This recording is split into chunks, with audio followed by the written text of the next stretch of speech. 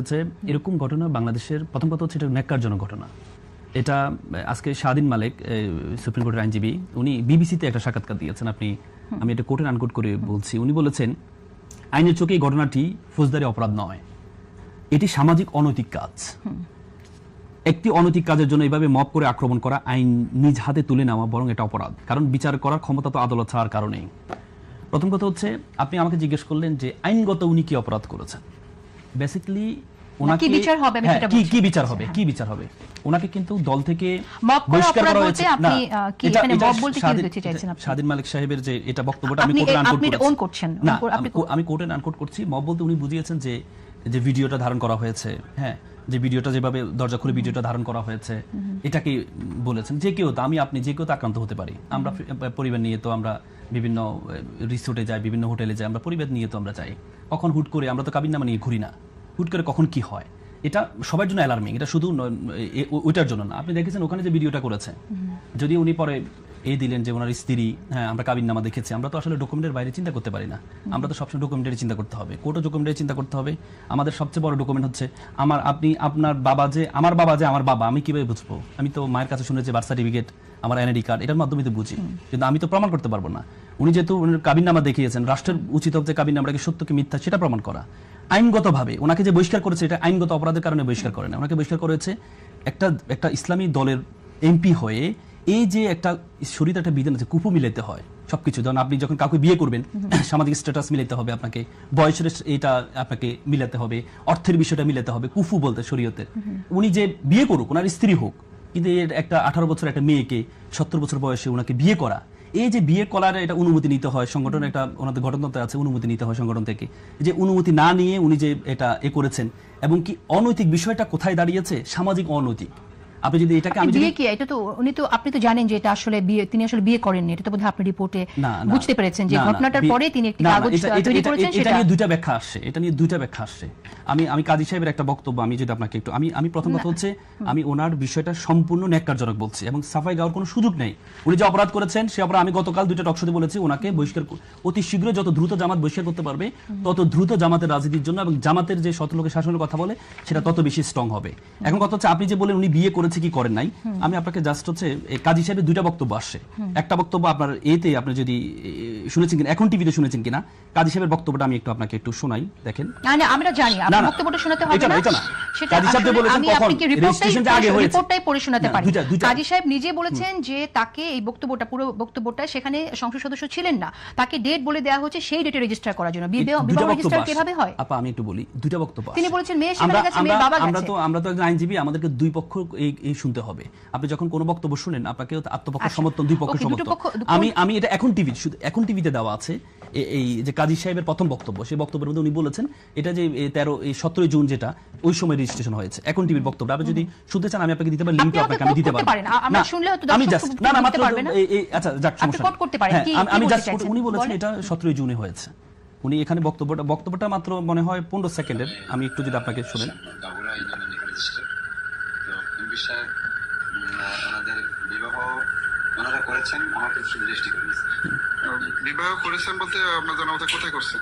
ওনারা কোথাতে করছেন জানেন না, তবে উনি বিয়ে করে আসছে আমার কাছে। এবার সাক্ষীরা যারা উপস্থিত ছিলেন বিয়েতে তারা সবাই আমার সামনে।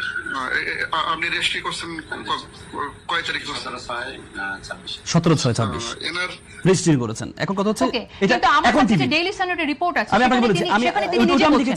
ওয়েট আ মিনিট, তাহলে আমি আপনাকে বলি, আপনি বলছেন যে এই রিপোর্ট, আপনি যখন এই ভিডিওটাকে কোট করছেন এবং আপনি ধরতে চাইছেন যে সেটাই সত্য, 17 জুনে তিনি, আমি ধরছি না, আপনি আচ্ছা বলছেন যে 17 জুনে তিনি বিয়ে করেছেন। আমি জাস্ট হচ্ছে এখানে তিনি আবার বলছেন she is my second wife, এবং তিনি কবে বিয়ে করেছেন সেই জায়গায় তিনি বলছেন 2023 সালের 1 জুলাই।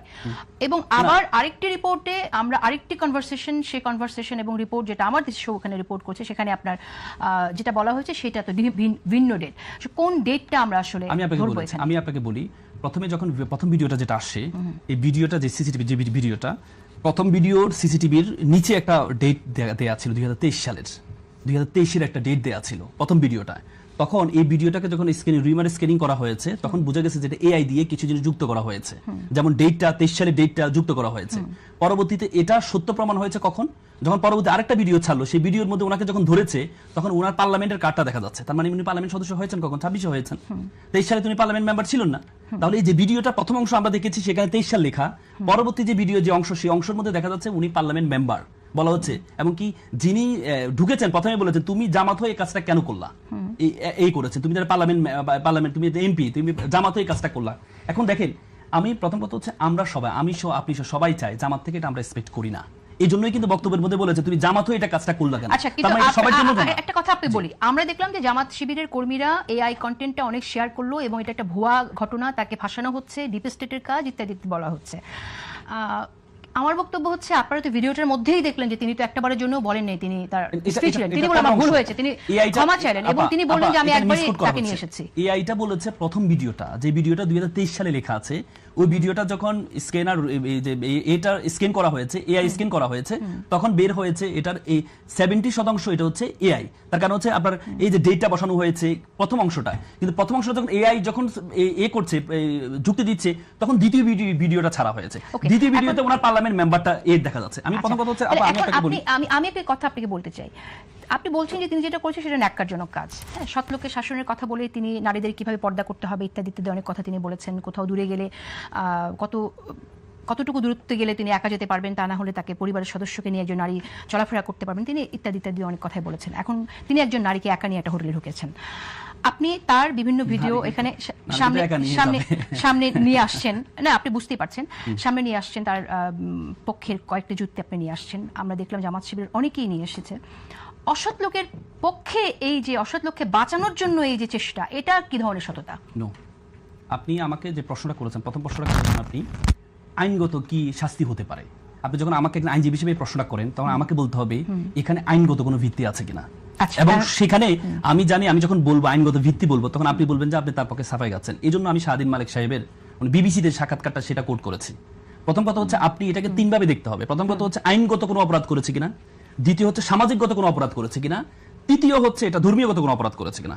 প্রথম কথা সামাজিকভাবে এটা অনৈতিক, কোনো সন্দেহ নেই। আপনাদের দলের অনেকে তো কিছুদিন আগে মিরপুরে যখন ধর্ষণ হলো, একটি কিশোরী ধর্ষিত হয়ে তাকে হত্যা করা হলো, তখন শরিয়া আইনে বিচার চেয়েছিলেন। এখন যদি কেউ এই ব্যক্তির শরিয়া আইনে বিচার চায় তখন আপনারা কি বলবেন? অবশ্যই, যদি সে না আমি আপনাকে বলেছি, প্রথম কথা হচ্ছে শরিয়া আইনে বিচার করতে হলে শরীয়গতভাবে এটা অবৈধ কিনা সেটা দেখতে হবে।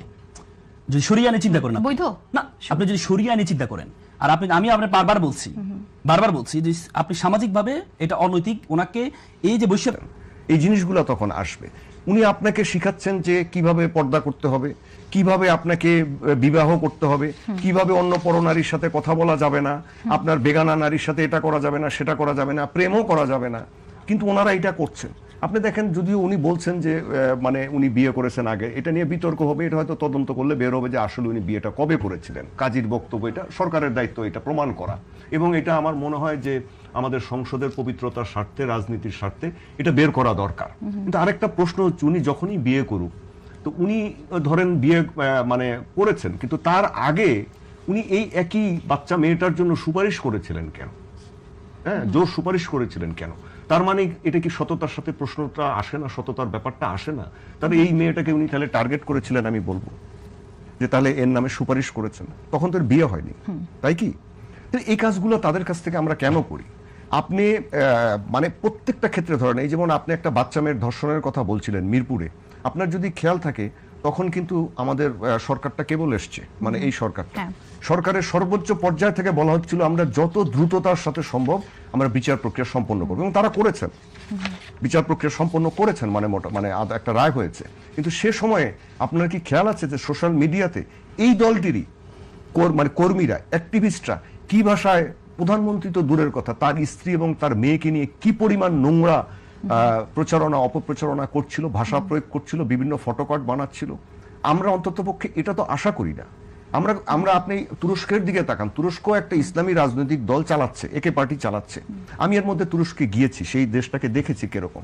আপনি গিয়ে দেখেন সেখানে বারও আছে, সেখানে নাইট ক্লাবও আছে, আবার যারা ধর্ম পালন করা তারা ধর্ম পালন করছে, কিন্তু ইসলামী দল দেশ চালাচ্ছে। আপনি মালয়েশিয়াতে যান, আনোয়ার ইব্রাহিম সাহেব, উনি একটা ধর্মীয় দলের প্রধান, উনি ওনার দল দেশ চালাচ্ছেন। আপনি মালয়েশিয়াতে যান, আপনি কোনো মেয়েকে কি কেউ টন্ট করার সাহস রাখে, এ ভাষায় কথা বলার সাহস রাখে? জাস্ট ধরে নিয়ে যাবে। এবং তার বিচার হবে, এবং ওই বিচারগুলো কিন্তু ওদের দেশে আলাদা হবে, মানে এই বিচারগুলো নারীদেরকে হেনস্থা করার বিচার। আমাদের দেশ মনে হয় একমাত্র মুসলিম দেশ পৃথিবীতে যেখানে মেয়েদেরকে এভাবে এই সোশ্যাল মিডিয়া বা অন্য জায়গায় এভাবে যা তা বলা যায়, অশ্লীল ভাষায় আক্রমণ করা যায়, তাকে হেনস্থা করা যায় এবং এর কোনো প্রতিকার হয় না। এখন আপনি কি দেখছেন যে এই সংসদ সদস্যের ক্ষেত্রে আপনার কাছে কি মনে হয় যে কি হতে যাচ্ছে আসলে? এই সংসদ সদস্যর ক্ষেত্রে দেখেন, উনি আইনজীবী, আমিও কয়েকটা রিপোর্ট পড়েছি যে আইনের ক্ষেত্রে ধরেন তাকে মানে যদি ধরতে হয়, তিনি যদি স্বেচ্ছায় পদত্যাগ করেন তাহলে হয়তো আপনার তার সংসদ সদস্য পদ চলে যেতে পারে, কিন্তু এটার আইনগতভাবে বিচার হচ্ছে তদন্ত সাপেক্ষ ব্যাপার, এবং সেটা সরকারের ব্যাপার, আইন প্রয়োগকারী সংস্থার ব্যাপার, এটা তার দলেরও ব্যাপার যে জামাত ইসলাম তাকে কি পর্যায়ে অ্যাকশন নেয় সেটার ব্যাপার। কিন্তু তার থেকে কি বিষয়টা একটু বড় না? আপনি তো আইনের কথা বাদ দেন, অ্যাপার্ট ফ্রম অল দিস মানে থিংস, আপনি বলেন আমাদের বাংলাদেশের রাজনীতি, আমাদের সংস্কৃতি, আমাদের সামাজিক অবস্থান এটা কি বলে? এটা তো একবার এরকম ঘটছে না।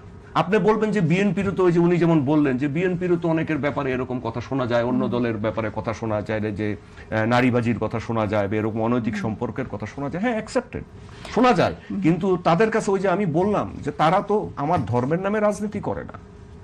হ্যাঁ, আমি চাই হচ্ছে আমার এই ধর্মের নামে যারা রাজনীতি করবে, আমার ধর্মকে যারা প্রতিষ্ঠিত করতে চাইবে, ধর্মীয় শাসন, তাদের কাছ থেকে আমি এটা প্রত্যাশা করি না। যদি তারা এটা করে, আপনারা দুজনেই বলছেন তদন্তের ব্যাপার, সংসদ সদস্য পদ থাকবে কিনা আইনি দিক ব্যাখ্যা করে ব্যারিস্টার রাসেলও তেমনটি বললেন, কিন্তু আমরা আরপিও 66 অনুচ্ছেদ যদি চিন্তা করি, সেই 66 অনুচ্ছেদ অনুযায়ী কিন্তু একজন ব্যক্তি যদি নৈতিক স্খলন জনিত কোনো অপরাধে সম্পৃক্ত হয়ে যান, তখন তার সংসদ সদস্য পদ থাকার কথা না।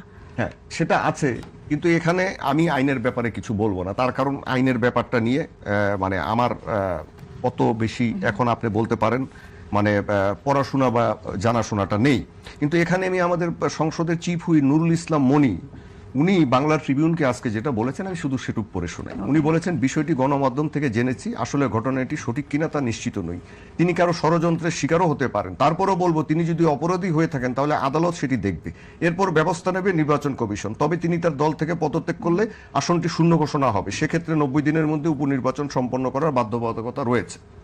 এখন এটা চিফ হুইপ সাহেব বলতে পারেন, উনি তো আমাদের সামাজিক অবস্থানটা একটা ধর্মীয় দলের এই যে ব্যাপারটা, এটাকে পাশ কাটিয়ে গেলেন, আমি আর কি বলবো না, কিন্তু আমরা কি আরপিও কে পাশ কাটাতে পারি কিনা সে জায়গায় একটু আসি। উনিও তো কি করলেন, একই করলেন। সে জায়গায় আমি একটু আসি। হ্যাঁ, এখন দেখেন, আমি এটাকে সবচেয়ে বেশি গুরুত্ব দিতে চাই যে ওনারা আমাদেরকে অব্যাহতভাবে ধর্মের কথা, প্রতিবার একটা নারী তার মাথায় কাপড় দিল কিনা, তার চেহারা কিরকম, আমার মনে হয় যে ঠিক আছে, একজন ব্যক্তি তার সংসদ সদস্য থাকছে কিনা সেটা দিয়ে অনেক ডেফিনেটলি অনেক মেসেজ আসবে এর মধ্য দিয়ে, কিন্তু পাশাপাশি আরেকটা জিনিসও ব্যারিস্টার রাসেল আমরা বুঝতে চাই যে এই ঘটনার পর আমরা প্রথমে শুনলাম এটা এআই কন্টেন্ট, তারপর বলা হলো বিবাহিতা স্ত্রী, এরপর আমরা জামাত শিবিরের কর্মীদের মুখ থেকে শুনলাম এজেন্সির ষড়যন্ত্র, মানে একটার পর একটা এরকম অজুহাত বা কারণ আসছে, কোনটাই যখন দাঁড়াচ্ছে না, কেউ যখন সমালোচনা করছে তখন তাকে বটবাহিনী দিয়ে গালিগালাজ বা নিজেরাও নিজেদের অ্যাকাউন্ট থেকে গালিগালাজ করা হচ্ছে। এই ধরনের হিপোক্রেসি কেন? সৎ শাসনের কথা বলা হচ্ছে, আপনি একটা ভুল তথ্য দিয়েছেন, সেটা হচ্ছে আপনি বলছেন আরপিও 66, এটা আরপিও না, এটা হচ্ছে আমাদের সংবিধানের আর্টিকেল 66 এ বলা আছে। ওকে, আরপিওতে এই ধরনের 78 এ আছে, জাতীয় নির্বাচন সংক্রান্ত আইনের একটা আছে, সেটা আমি জানি, আমি সেটার কথা বলেছি। এটা হচ্ছে সংসদ সদস্য বিরোধ নিষ্পত্তি আইন আছে একটা, এটা হচ্ছে আপনার 1980 সালের ধারা 3 এ বলা আছে।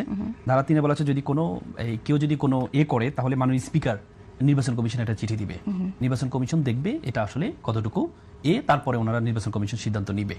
এটা হচ্ছে আমাদের সংসদ সদস্য বিরোধ নিষ্পত্তি আইনে আছে। আমাদের এই 66 এ যেটা আর্টিকেল সংসদ সদস্য যোগ্যতা এবং সংবিধানের 66 এ যোগ্যতা এবং অযোগ্যতার বিষয় বলা আছে। সেখানে বলা আছে যে আপনি যেটা বললেন যে এই নৈতিক স্কলনের কথা বলা আছে, সেটি বলা আছে সেটি আদালত কর্তৃক হইতে হবে। এটা আপনি যদি আমি আপনাকে কনস্টিটিউশনের 66 টা যদি আপনাকে দেখাই, 66 এ বলা আছে কোন সদস্য থাকিতে পারবে না যদি কোনো উপযুক্ত আদালত কর্তৃক তার অপকৃতস্থ বলিয়া ঘোষণা করা হয়, মানে কোনো শাস্তি দেওয়া হয়, সেটা আদালত কর্তৃক হইতে হবে, সংসদ পারবে না।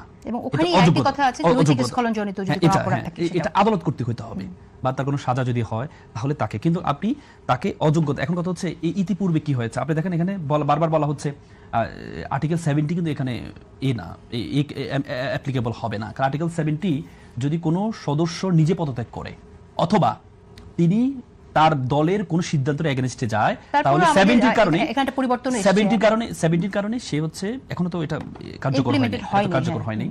70 কারণে, আর্টিকেল 70 কারণে তার সংসদ সদস্য বাতিল হবে। ইতিপূর্বে আপনি লতিফ সিদ্দিকী সাহেব যখন এমপি ছিলেন, উনি কিন্তু ওনাকে কিন্তু আওয়ামী লীগ থেকে বহিষ্কার করা হয়েছিল। তখন উনি কিন্তু ওনাকে সেম একটা বিষয় আসছিল, তখন উনি হাইকোর্টের উচ্চ আদালতের একটা নির্দেশনা, ভারতের একটা উচ্চ আদালতের একটা নির্দেশনা দেখিয়েছেন যে এভাবে দল থেকে বহিষ্কার হওয়ার পরেও পরবর্তী সংসদ শেষ হওয়া পর্যন্ত উনি সংসদ সদস্য থাকবেন। কিন্তু উনি পরবর্তীতে নিজে সংসদে গিয়ে যখন স্পিকারের কাছে পদত্যাগপত্র জমা দিয়েছেন, পরবর্তীতে ওনার সংসদ সদস্যটা শেষ হয়েছে। তার মানে কি, আপনি চাইলে ওনাকে যদি উনি নিজে না চায়, যদি নিজে না চায়, তাহলে আইনগতভাবে ওনাকে আপনি আইনগতভাবে এটা করা যাবে না। এটা আপনি এখন কেন আমি মনে বলছেন? করি, কারণ হচ্ছে আমি যে মনে করি এখানে তো নৈতিক স্খলন না না জনিত অপরাধটা এটা আদালত কর্তৃক হইতে হবে, প্রমাণটা- এটা আদালত কর্তৃক হইতে হবে, এটা সংসদ, এটা নির্ধারণ আপনি সংসদ পারবে না এই নির্ধারণটা করতে, Okay. আদালত কর্তৃক হইতে হবে। এবং ঠিক আছে। আমি মনে করি, আমরা এটা- মনে করি ওনাকে যেহেতু বহিষ্কার করা হয়েছে, আমি মনে করি উনি নিজে পদত্যাগ করা উচিত। যদি ওনার ন্যূনতম বিবেক থাকে তাহলে নিজে পদত্যাগ নিজে করা করা উচিত, উচিত। কারণ উনি যে কাজটি করেছে এটার জন্য নিজে পদত্যাগ করা উচিত। ঠিক আছে, আপনার বিষয়টা আমরা জানলাম এবং আদালত কি করবে, সেক্ষেত্রে আদালতে যাবে কিনা, নির্বাচন কমিশন কি করবে সেটা আমরা দেখব, সামনে কি আসছে। কিন্তু আমি যে প্রশ্নটা আপনি করেছিলাম যে জামাত শিবিরের পক্ষ থেকে প্রথমে এটা এআই কন্টেন্ট বলে দাবি করা, তারপর তিনি বিবাহিত, ইনি দ্বিতীয় স্ত্রী বলা, এবং এরপরে বলা হচ্ছে এখানে এটা এজেন্সি ষড়যন্ত্র, যারা সমালোচনা করছে তাদেরকে বট অ্যাটাক করা হচ্ছে, গালিগালাজ করা হচ্ছে যাচ্ছে তাই বলে, এটা আসলে কি ধরনের হিপোক্রেসি? না, এটা আমি মনে করি, আমি আপনাকে প্রথমে ব্যাখ্যা দিয়েছি, এআই কন্টেন্ট যারা ভিডিওটা দিয়েছে পরিকল্পিতভাবে, তারা পরিকল্পিতভাবে এটা এআই কন্টেন্ট হিসেবে তৈরি করেছে। কারণ আমি আপনাকে বলেছি সেখানে একটা তারিখ 2023 সালের তারিখ দেওয়া হয়েছে, এবং কি যখন এটা অটোমেটিক্যালি বিভিন্ন ওয়েবসাইটে যখন এটা স্ক্যানিং করা হয়েছে, তখন এটার কিছু অংশ এআই পাওয়া গিয়েছে, এই জন্য বলা হয়েছে এআই কন্টেন্ট। কিন্তু পরবর্তীতে এটার এটাকে তাকে বাঁচানোর জন্য আপনারা না, তৈরি এটা করেন, যারা সেটা আমরা কি না, করে বুঝবো? না, এটা যারা ভিডিওটা আপলোড করেছে